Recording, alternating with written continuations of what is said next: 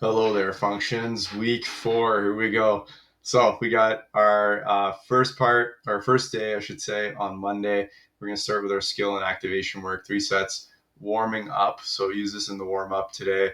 3 reps of tibial nerve tensioning. So this is a nerve that runs kind of in the back of our leg to around the outside of our calf there, and then goes underneath our foot and up to the toe. So really interesting nerve. If you've ever done some of the nerve work for the upper body, it's a similar sensation, but for the lower body. We're going to tie that in while we mobilize that tibial nerve with some hamstring activation too, as well, because we got similar areas that are innervated together. So we're going to do 3 nerve tensioning drills on each side, and then we're going to do 10 to 20 seconds of a hamstring activation per side. So some of you have done some of these drills before. If it feels good, we can add some more tension or intensity into it if we're ready for that. For the nerve tensioning, keep it at a 3 out of 10. For the hamstring activation, let's see if we can kind of put a little bit more effort into it if we're more experience with this hamstring activation. If not, just take your time and really feel those different areas of the hamstring for yourself. So that's going to be more of our skill activation. Like, this is going to prepare us for our deadlifts. We got 3 minutes. So every 3 minutes, we're going to complete 3 deadlifts. We do this for 5 rounds. The goal is to work on strength and specifically the core, the legs, and the posterior chain. So that being all the muscles on the backside of our body.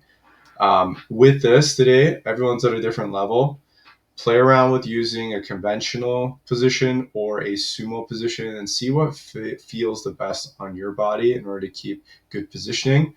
And then let's either go a little heavier and work on a challenging weight, or focus on building your movement patterns today. So it just depends on where you're at with it. When we're done our deadlifts, workout, 12 minutes, wide stance squats. We're going to change up the angle a little bit, take our feet wider than usual. So we're going to hit a lot of groin with this one. We're going to hit some glutes too as well. It's going to feel weird, but that's okay.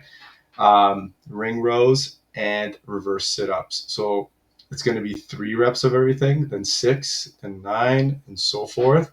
And for 12 minutes, we're going to be working on our muscle stamina here. So we're going to work on the stamina of our legs, stamina of our upper body, and our core. So good little balance of everything. We got lower body, upper body, and core work in this one, and it's going to be specifically on stamina. So as we're going up in reps, we're going to challenge that muscle stamina, because you're not going to be able to do 15 in a row, or even if you get to the 18s or 21s, you're not going to be able to do that in a row. So that stamina is going to slow you down on this one, and that's what we're trying to get after.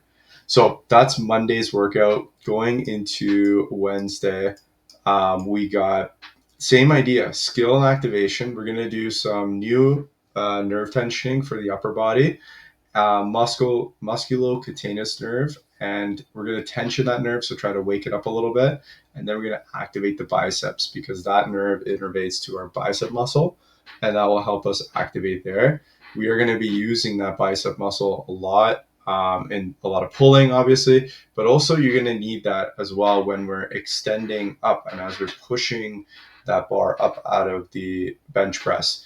Yes, it's not like, it doesn't seem like the primary muscle necessarily, but it needs to extend in conjunction with the tricep extending as we push up. So we're going to look at that muscle a little differently in this movement. So it's going to help you kind of see the movement a little differently. But the first focus in those 2 to 3 sets, the skill and activation, is to just get some awareness of those areas and create some muscle activation as well. Then we'll go into our bench press, 5 sets of 5, just as usual, build up from last time. And then when we're done our strength work, we got a chipper. We're going to go into, it's 90 jumping side taps, 30 push-ups, 200-foot farmer's carry, then 60, 20, 200, then 30, 10, 200. So upper body stamina is going to be what are we going to hit with this one. So especially with the push-ups and the farmer carry combo, we got some grip, shoulders, and then we got our push-ups, obviously feeling the triceps, our chest when we're doing that. And it's going to be a little fatigued from the bench press early on. So we're going to really challenge the stamina with this one.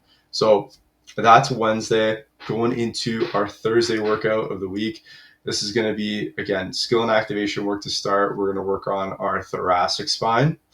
we're going to work on moving it side to side. And this is important because we need to have good range of motion in all directions and not just in the forwards direction. So a lot of people are stuck in these areas, and sometimes the shoulder doesn't move as well when the thoracic doesn't move as well.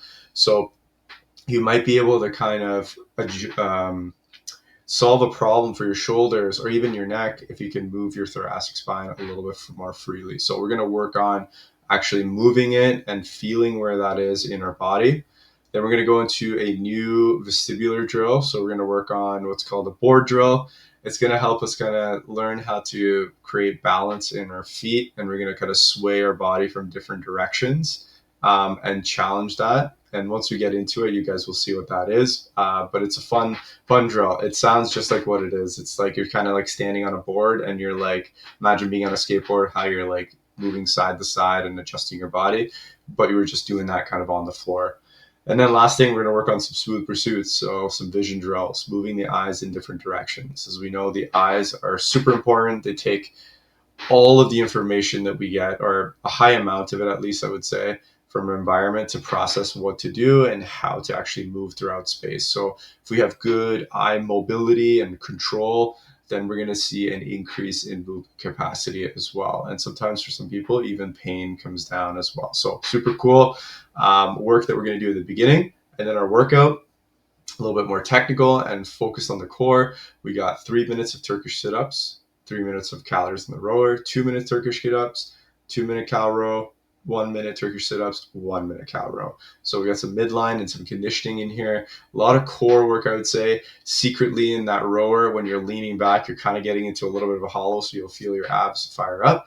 And then the Turkish sit-ups are going to be core, whole body, a lot of proprioceptive work, because we have to kind of know where our body's positioned in space to be able to do all those kind of moves to get that arm overhead or that weight overhead. So we'll have fun with that on the Thursday there.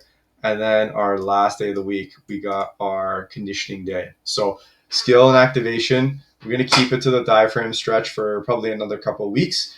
And we want to just work on mobilizing, really creating awareness of where that diaphragm is. So we're going to do 10 to 15 diaphragm stretches, whether it's version 2 or version 1. And we're going to build off of what we did the last week. Make sure we're not doing them back to back. So we're not doing touch and go diaphragm stretches, as CrossFitters would say. We want to make sure we are doing this at a set pace where we do one and we take some breaks in between. So give yourself 10, 20 seconds to regain, because it is pretty intense for every rep. So you want to make sure every single one counts, and you're feeling that tension build up in the core there. And then going into our workout, 30 minutes for consistency. We've seen this structure of workout before. We're just going to have different movements in this one. 50-foot slide push, 15 burpees, 50-foot slide push, 15 Russian kettlebell swings, and then 2 minutes on the bike, but just at an easy recovery pace. So we're just using the bike to kind of flush out our leg fatigue, that kind of heavy breathing, and try to kind of calm it down, and then hit the next round again. So it's kind of a little bit of a break, but we're using an active rest instead of being just stationary. So again, this is going to help us with endurance and pacing. So in this workout today, see if you can get about 3 to 5 rounds done in the 30 minutes. Other than that, guys, hope you have fun with week 4, and we will see you in week 5.